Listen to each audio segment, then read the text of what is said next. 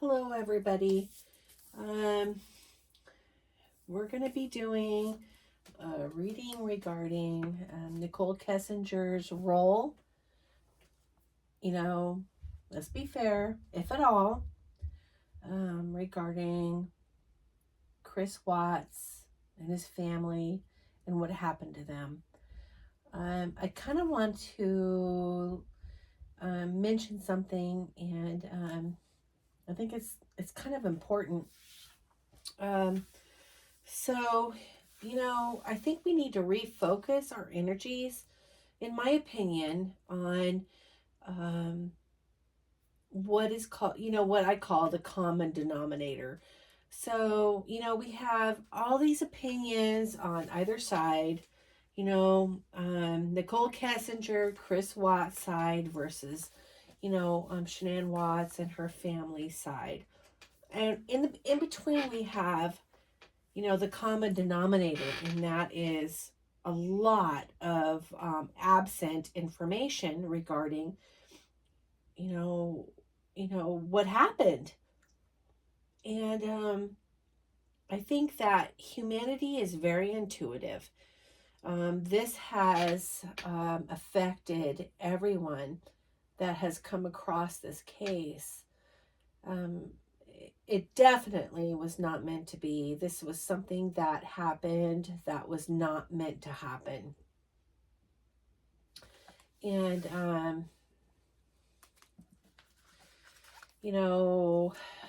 humanity has a way of like filling in the gaps. So I'm not saying that someone is right and someone is wrong. And especially for this reading, because I'm trying to make sure that I'm an unbiased conduit for this reading to be accurate. But I think that, in the end, the unanswered questions is what is creating this horribleness on either side. And, in reality, the most horrible scenario in this whole situation is on Shanann's side, her family side.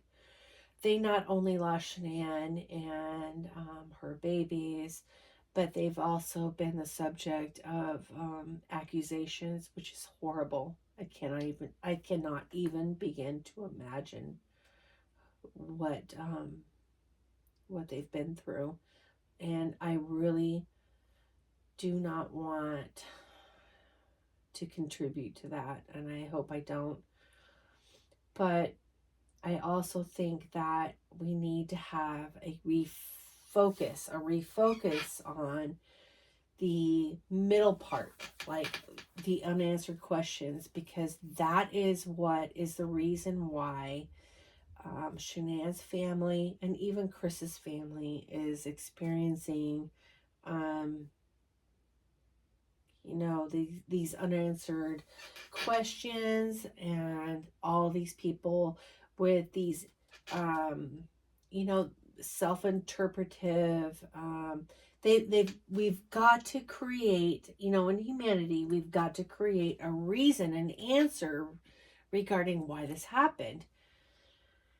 And I really wish people would come together for the common denominator. What is the common denominator, people? Unanswered questions, and also Nichole Kessinger. I mean, you cannot deny that. Regarding if you're on one side or the other, it's something that we need answers to, and something that will help actually both families move on from this horrible tragedy. With that being said, and I have to confide in you that I have not been looking forward to this reading. I know it's going to be horrible and draining. It's going to be something that it's difficult to recover from. The way I do my cards is not just the cards, the symbology and the patterns, but other ways as well that I'm not really willing to divulge. But it's something that it really drains me. And I know this is very emotional for so many thousands of people. But we need answers. We do. And so, with that being said, I'm going to go forth. I'm also going to mention that the opinions within this reading is my own.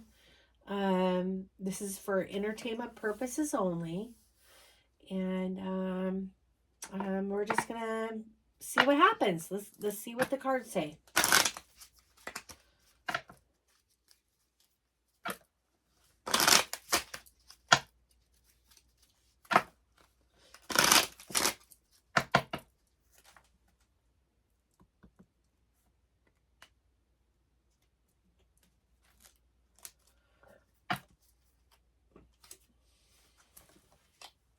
All right. Now, I instantly see things the second I start putting cards forth. But what I'm going to do here is I'm going to make sure that I have all the cards on the table before I start interpreting, because this is a really important reading. And I just kind of want to make sure that everything's on the table before I start, interpreting. I do this only for like yearly readings for people. And cases that are as serious as this is, that has affected so many people. All right, we're almost there.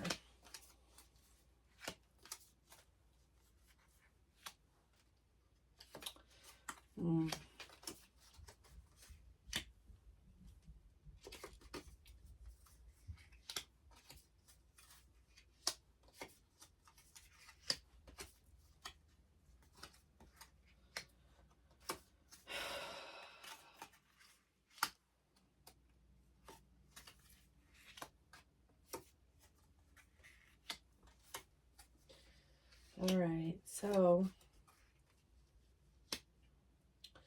there's one thing that is showing itself to me.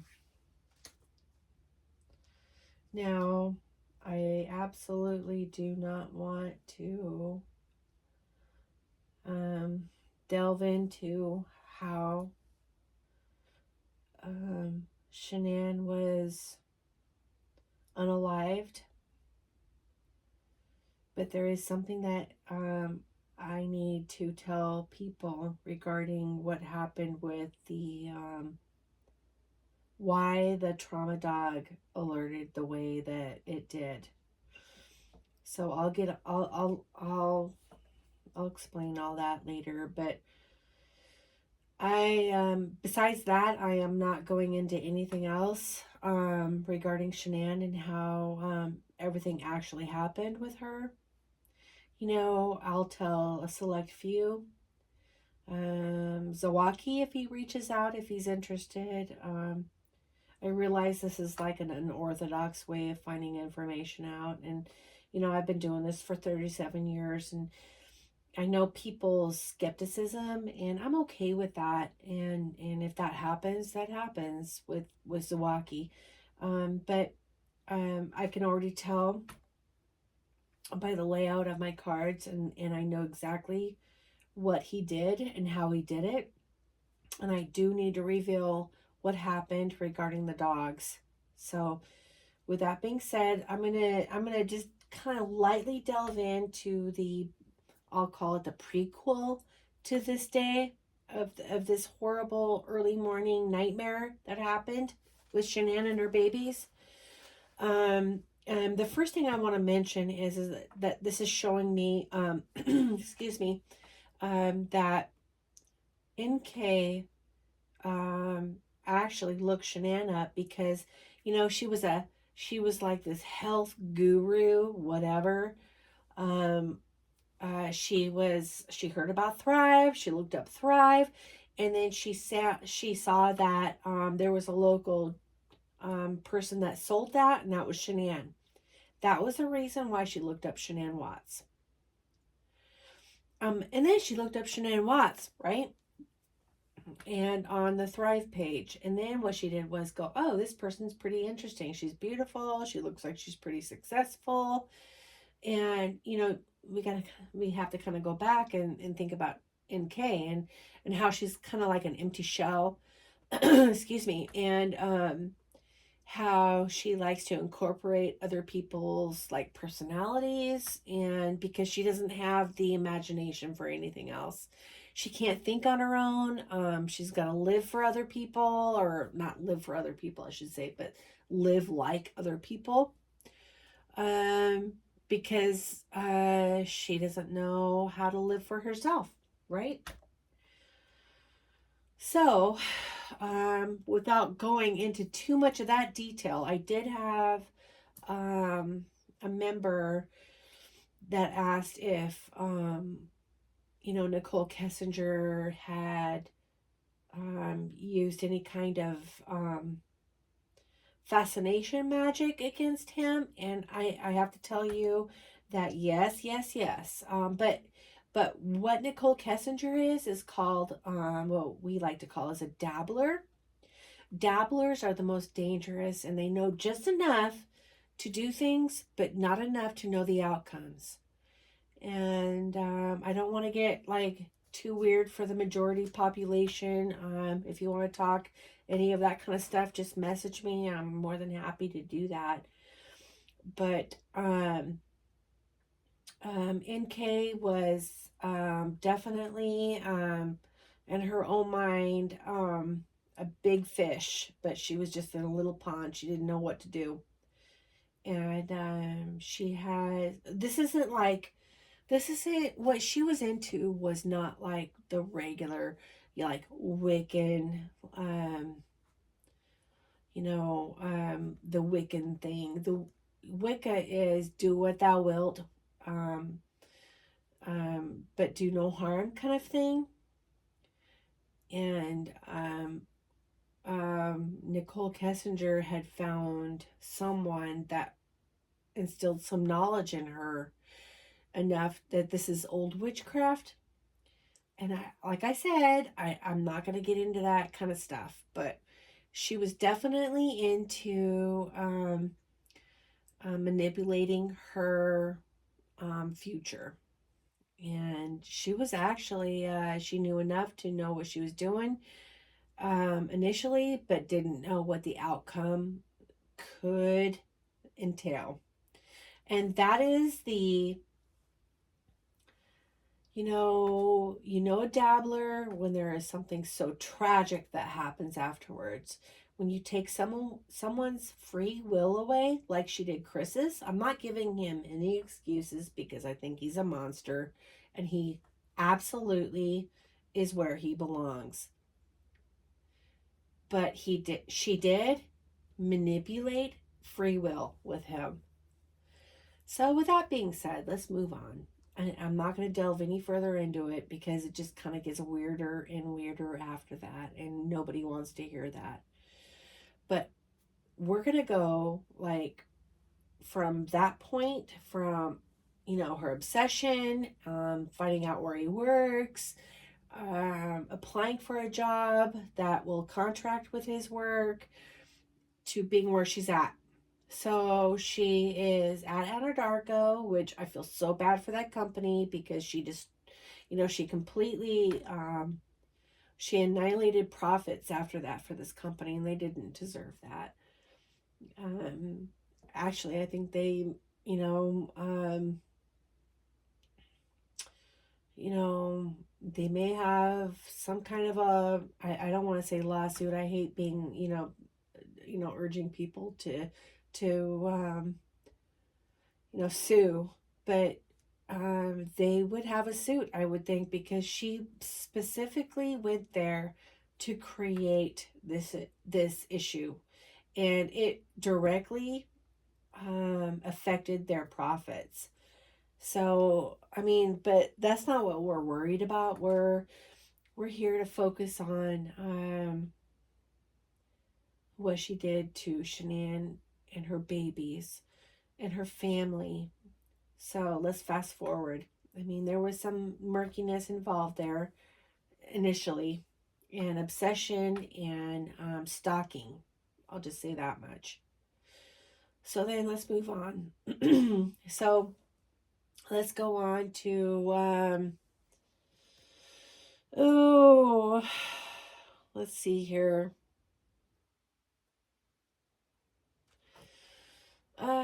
The 111-minute phone call. What happened to that? What happened during that 111-minute phone call? It's kind of funny because um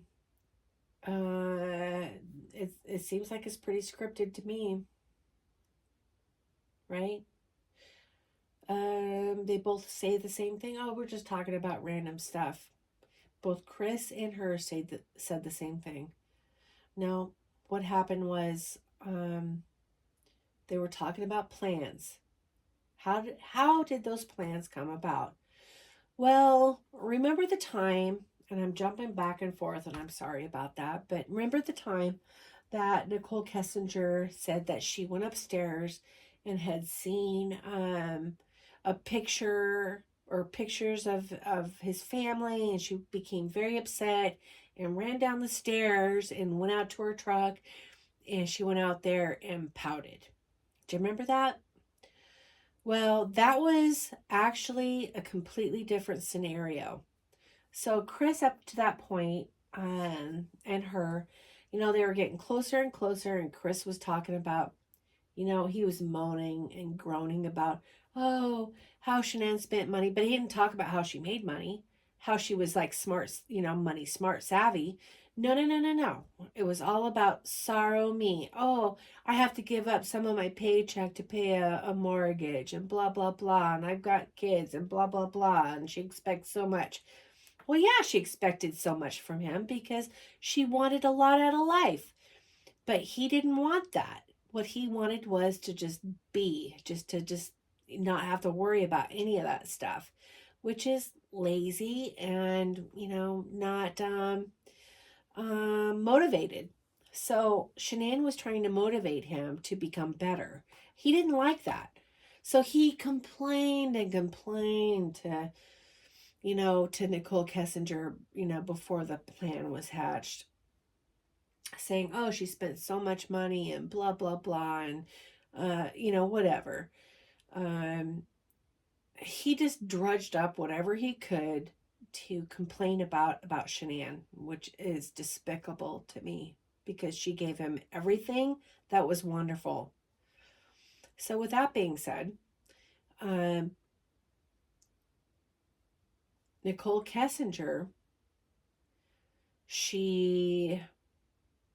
what she ended up doing was, oh, well, you're unhappy about this, you're unhappy about that. And Chris goes, I can't afford to pay child support. I can't afford to pay, spousal support.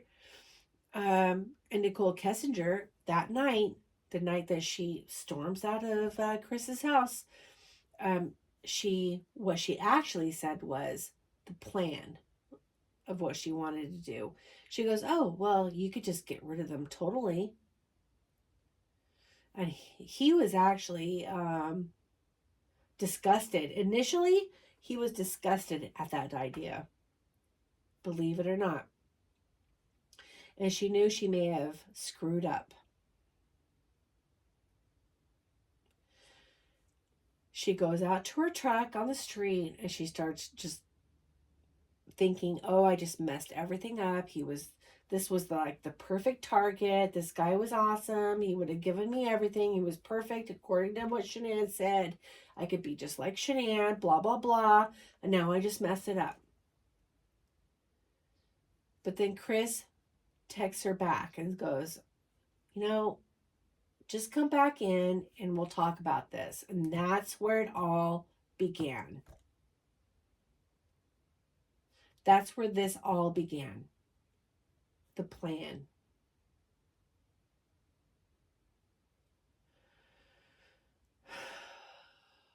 So then, let's fast forward to the 111-minute phone call. What happened on that 111-minute phone call that she supposedly can't remember? And he can't remember. But they both say the same thing. It's kind of odd, isn't it? They both mimic each other. They go, oh, well, just random stuff. That's all we talked about is random stuff. No, they didn't talk about random stuff. They talked about their plan, about what they were going to do, and how they were going to do it. Now let's backtrack a little bit because it's showing me. So the hole that was dug out at Survey 319, that wasn't dug that morning. And it's showing me it was not dug that morning. And there's a reason why. Why it was dug at a different time and why it was dug there. So it was dug at a different time in preparation for this. So after that, talking Nicole off of a cliff, she, supposedly saw his beautiful family. What are you doing? Whatever, that wasn't what that was all about. So after all that happened and he acquiesced to her ideas of what to do,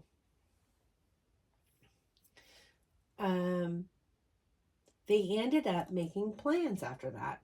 It's still Chris was like, I don't know, in his mind, I don't know if I'm going to do this or not. I don't know if I'm going to go along with this or not. Whether you like or hate the guy, I think he's a monster, but he was still wishy-washy about what he was going to do. But Nichole Kessinger kept him on track. She's like, let's do this, let's do that. Let's find you an apartment.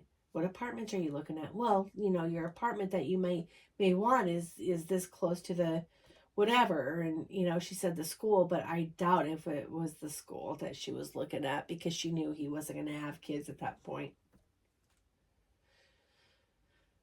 So what they ended up doing was, in preparation for this early morning event with Shanann and her babies, was they had pre-dug a hole at Survey 319.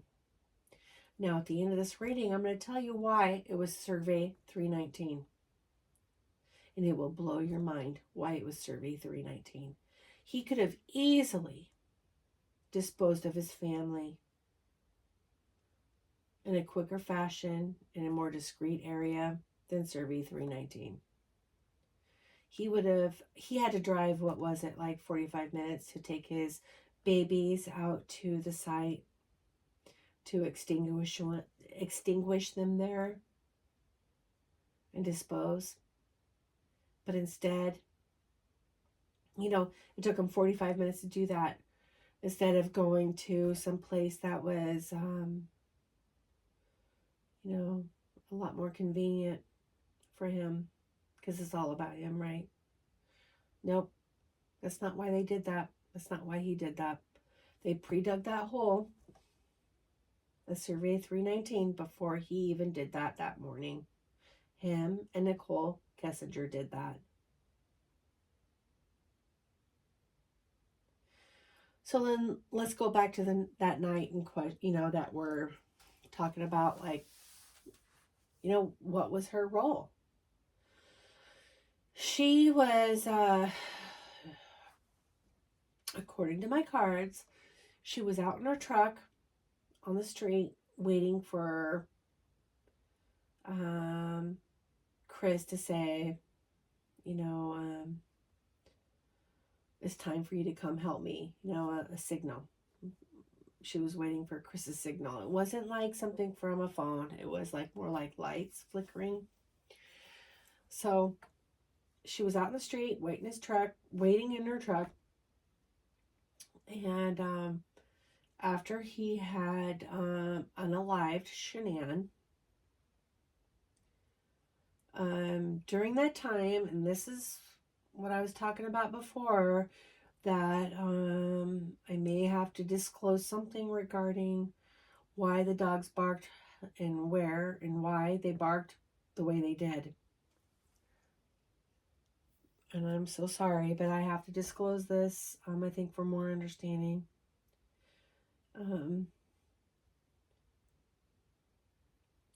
Bella had woke up because she heard her parents arguing.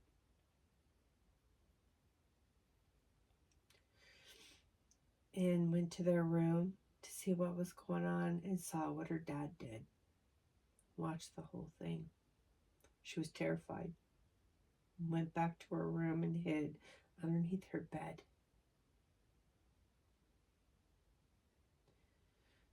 After Chris did what he did, he went to Bella's room, found her underneath the bed. She asked him then what happened to Mommy. That's when he told her she's sick. She didn't walk into his room and do that. She saw what happened from the door. That's when she ran. She was terrified. Ran into her room and hid underneath her bed. So he grabbed Bella after what he did.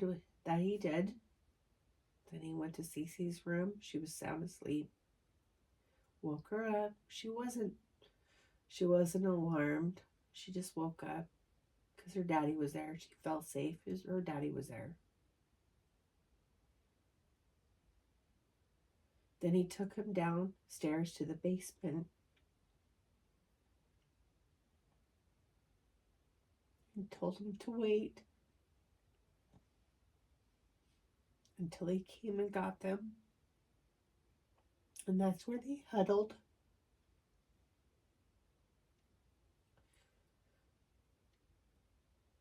Bella.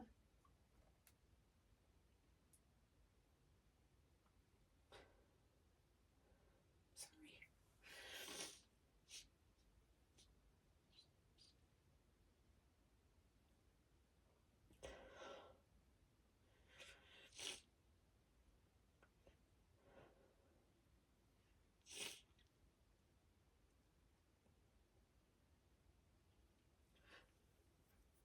So hard.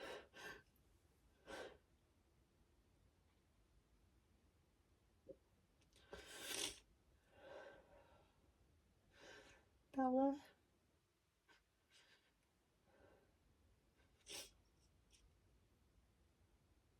Squeezing her sister close to her.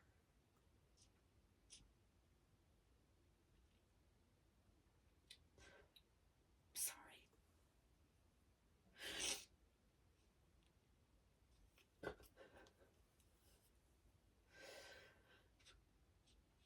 In that basement. Until their father came to get them.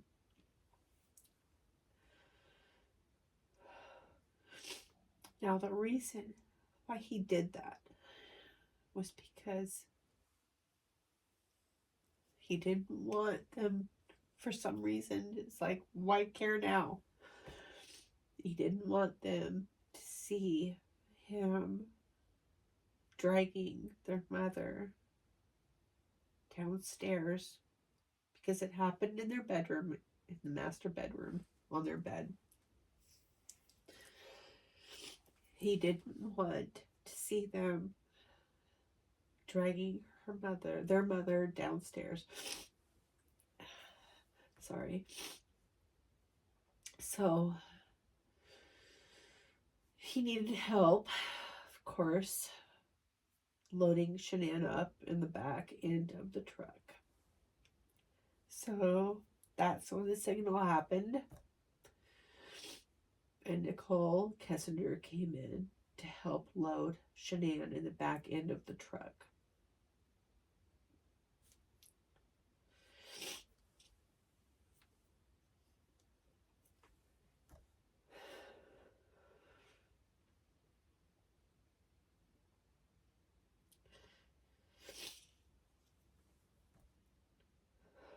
So hard.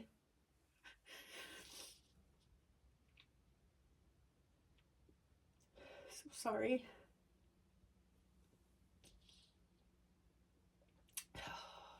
So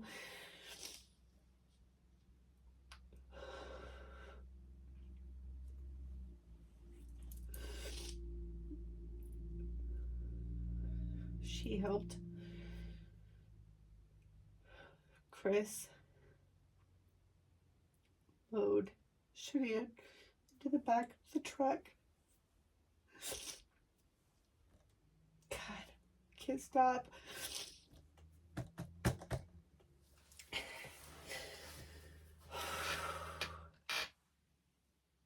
And stayed behind as Chris went downstairs to the basement and got the babies, the baby girls, and put them in the truck to take them to Survey 319. Nichole Kessinger, she stayed behind at the house. Her job was to field the messages to Shanann's phone to,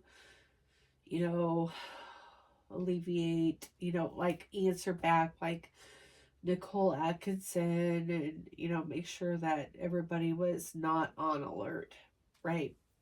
So that's what happened. And to clean up whenever that needed to be cleaned up, because what happened,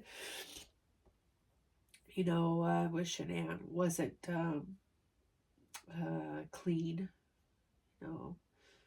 So Nichole Kessinger stayed behind, and her job was to field calls from, Shanann's phone, right?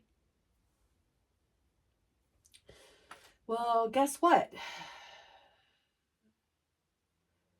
Shanann's password to gain access to her phone was changed, which she had not ever done before, and by stroke of gosh darn luck, it was changed. It was actually changed. It was like very like recently before that happened. It was like the day of or the day before. It was like so soon. I mean, she didn't even tell Chris what the password was, and she had no problem having Chris go into her phone. She had no problem. Shanann didn't. She had nothing to hide. But I mean, it was like during her trip, she had to change her password. She changed her password. She comes home, and the Nichole Kessinger and Chris Watts, they were like, oh well, that throws a huge wrench into our plan, right?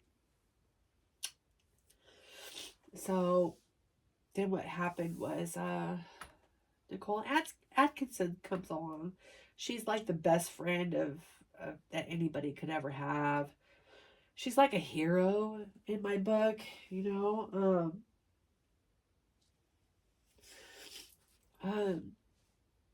was, sincerely worried about her friend. And she comes over and knocks on the door, and she doesn't answer, sees the car in this, still in the garage, and starts flipping out. You know the story. Meanwhile, guess who's still in there? Nichole Kessinger is still in that house. Still trying to figure out the password to that phone. Why do you think that Shanann's office was a mess? Because she was looking for some kind of a clue regarding what that password would be. That's why that happened. That's why that room was a mess. She couldn't figure it out.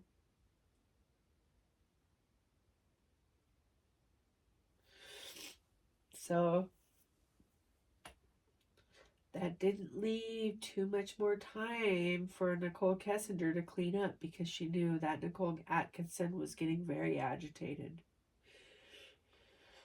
So, she had a box of gloves that she had stashed, her and Chris stashed in Chris's side of the bathroom in the cupboard. among other things, of, Nichole Kessinger's, in his side of the bathroom, in that cupboard. And she stuffed a bunch of gloves in her side pockets of her sweatshirt. And she was going around and frantically just, she had this uh like a spray cleaner, but it was like this odor eliminator. I can't explain what it is, but it was something that she was supposed to just spray all over the bed, um, all over the stairs, to cover up, wherever Shanann was and left in, the trail left by. So, and she actually Nichole Kessinger bought all those products and put them underneath that bathroom cupboard in Chris's area of the bathroom for that night, for preparation for that night. So, after, it's kind of interesting to me too, because I gotta kind of have to touch on something that I watched on YouTube, on how Nichole Kessinger was, before Shanann and her babies were found. Oh yeah, I had no concern about him going out to Survey 319, because they do that all the time. I mean, I have no worries about that. And then after they were found, oh, I was seriously concerned. I was deeply concerned about him going out to Survey 319, because they hardly ever do that. He's not part of the hazmat, or I don't know what she called it, the environmentalist group. Why would he even be going out there? Isn't that kind of odd how she says that? So I want to go back to the gloves that were found. So I'm a medical professional. I don't want to say exactly what I do. I mean, where I do it. I'm a nurse. I'm stuffing gloves in my pocket all the time for when I go into different rooms. I can just pull a set of gloves out of my pocket. So many times, I couldn't tell you how many times I have gloves falling out of my pocket as I'm pulling one or two gloves out of my pocket.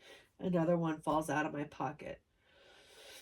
And that happens so much. And that's what happened with those gloves that were upstairs and the glove that was in the kitchen. Now, the one that was upstairs, I mean, you're not going to find her prints on it, because, or in it, because, she didn't put that glove on. The one downstairs in the kitchen, that was actually originally on the floor, before it was put on the fridge, that wasn't used either with her hands. That was just stuffed in her pocket, and when she pulled something out of her pocket, it fell out.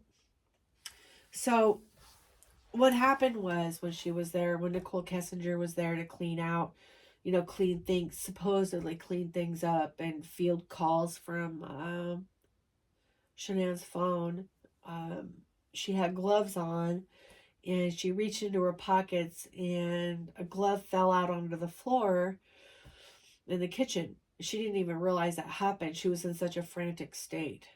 She just needed to get the heck out of there, right? She knew that Nicole Atkinson probably would call the cops, and they would be there crawling all over the place in no time. So one of the gloves fell out, landed on the kitchen floor.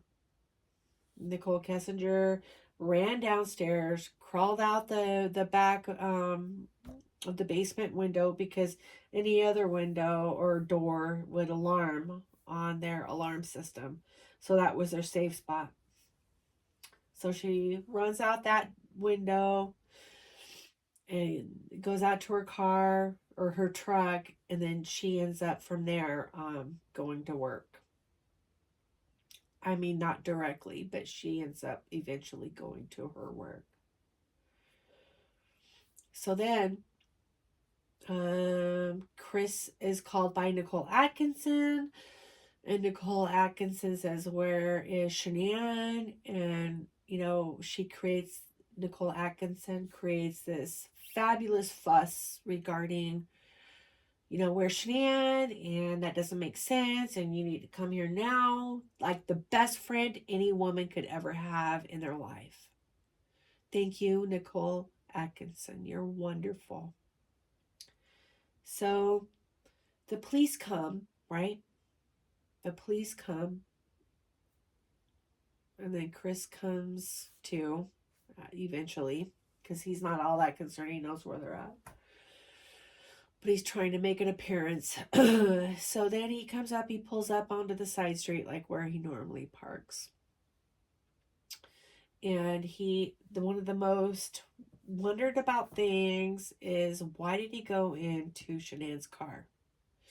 Well, because he was wondering if anything of Nichole Kessinger's was still left in there, and he wanted to make sure the ring was taken out, because he was going to take that ring, and there was something else that they were going to be planning for, but it didn't work out, and I'm not going to go into that. But the ring to Shanann, her wedding ring, was in that car.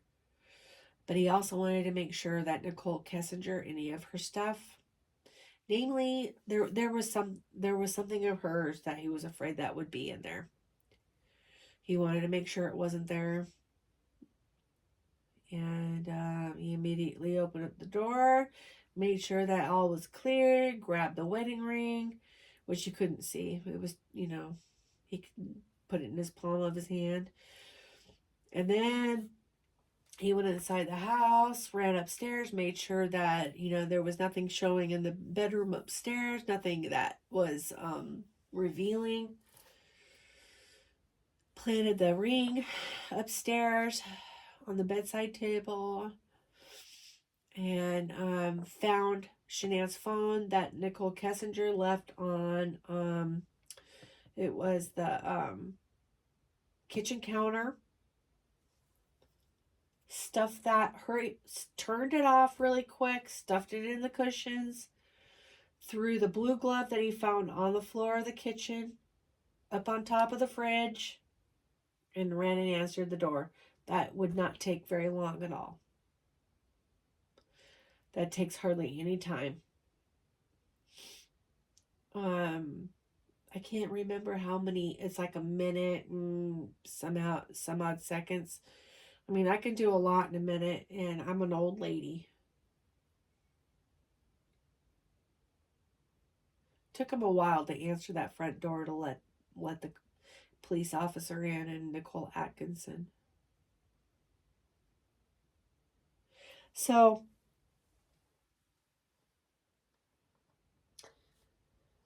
let's see here. Who was the lady that entered the house afterwards? That was this mysterious lady. That's simple. That was actually Nichole Kessinger. She had some things that she left that was used for the cleanup. That was placed in the bathroom, the master bathroom, on Chris's side, in his cupboard. She ran and got that, but it was a little bit more difficult than what she envisioned. Normally, what she's used to is that basement window being open. It wasn't open. It was not open, I should say, unlocked. And she wasn't used to it being locked, and it was locked. And so she went and found out it was locked, ran around the front, walked in front of the house, gained entryway because she knew what the code was. Chris told her what the code was. And got what she needed to get, made sure everything was locked up. I don't think she turned off lights, though. Went downstairs and left through the basement window. She's pretty quick about it. She knew where everything was. She was there many times. She said only twice, but it was more than twice. A lot more than twice.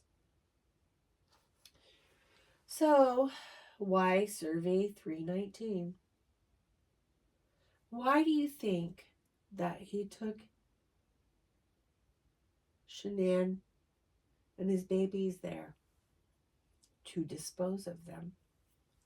Well, that was NK's idea. That's where they would go for their afternoon liaisons. That was a special place for her and Chris. That was the place that they would meet and have their fun, quote unquote fun. It would have been much easier for him, huh? To find some place in the wild somewhere. They never would have been found. But she led him to believe that that would be the best place for the family because that's where she wanted it. That's where she wanted that to happen. Survey 319 was where they would meet all the time for their fun, their liaisons. So that explains that, huh? Because everybody was wondering, why would he drive 45 minutes out of his way with his babies? Oh, well, that's because Nichole Kessinger talked him into it because that's where they would go and have their fun. There's no security camera. It's private. It's a closed site. There's like not much action going on there. And Nichole Kessinger, in her sick way, felt like that would be fun for her to have them out there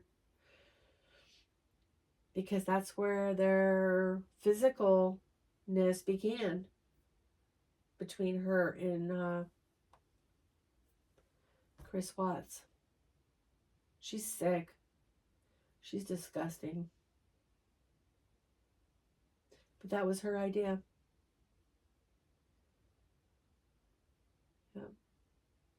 And like I said before, they had dug a hole, both her and Chris previously, a few days before that, few days before that, in preparation for what they were going to do. So, Nichole Kessinger is 100% involved in this. This was her idea. This was something that she manipulated into happening. And in my opinion, that DA, because he didn't try to find out the whole picture, in my opinion, I really feel like Shanann's family, when everything comes to light, I hope they sue the heck out of them. They deserve it. Because of what they've gone through has been horrible. And it was all because of the empty information area, the empty, like the questions that people needed to be answered were not answered. So they had to make up their own answers. And they were targeted. Shanann's family was targeted. And it was horrible. This is horrible. I hope that when this is all said and done, that DA, something happens. I hope he goes to jail. I hope something happens to him because he was negligent in his duties with this. He wanted a quick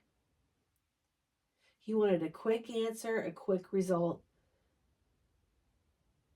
That's all he cared about. He didn't care about the full picture. But I gotta tell you, there's one guy, one officer who has not let this go. And when the new DA comes up, he's going to be key in making sure that this wrong has been righted. And I sure hope that Shanann's family, the Ruzeks, get peace from this finally. They finally get the full the full puzzle piece, the full puzzle completed, because that's what they deserve.